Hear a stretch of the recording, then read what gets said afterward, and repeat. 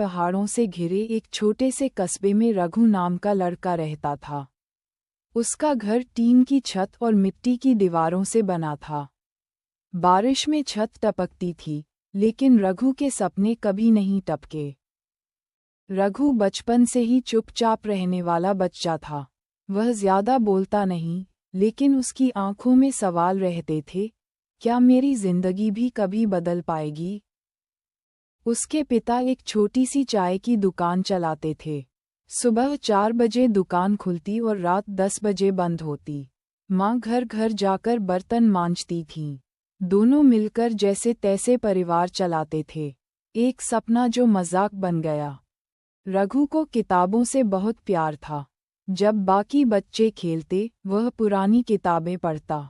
एक दिन स्कूल में टीचर ने पूछा, रघु, बड़ा होकर क्या बनना चाहते हो? रघु ने धीरे से कहा, सर, मैं शिक्षक बनना चाहता हूँ। क्लास में हंसी गूंज गई। तू, मास्टर, पहले अपनी हालत देख। रघु की आंखें भर आईं, लेकिन उसने कुछ नहीं कहा। उस दिन उसने तय किया, मैं बोलकर नहीं, बनकर जवाब दूंगा। जिम्मेदारियों का बोझ 8वीं कक्षा में रघु के पिता बीमार पड़ गए। दुकान बंद हो गई। घर की हालत बिगड़ने लगी।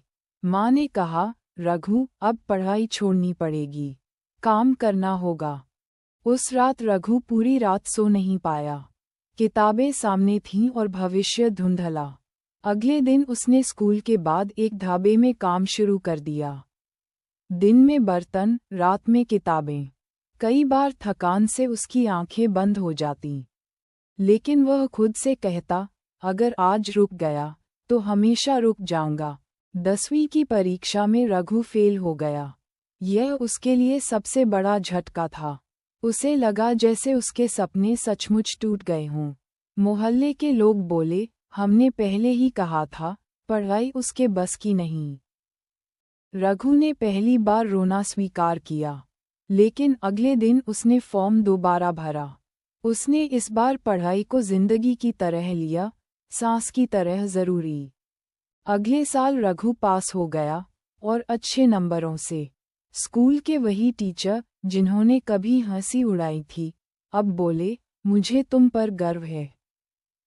रघु ने आगे पढ़ाई जारी रखी। स्कॉलरशिप मिली, कॉलेज पहुंचा। रास्ता आसान नहीं था, कम पैसे, ज्यादा मेहनत और अकेलापन। लेकिन हर बार जब वह थकता, उसे पिता की बंद दुकान और माँ के सूखे हाथ याद आते। सालों बाद रघु ने शिक्षक की ट्रेनिंग पूरी की। पहली नौकरी उसी पहाड़ी कस्बे के स्कूल में मिली।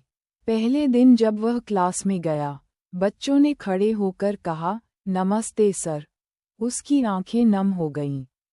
वही क्लासरूम, वही बेंच, बस किरदार बदल गया था।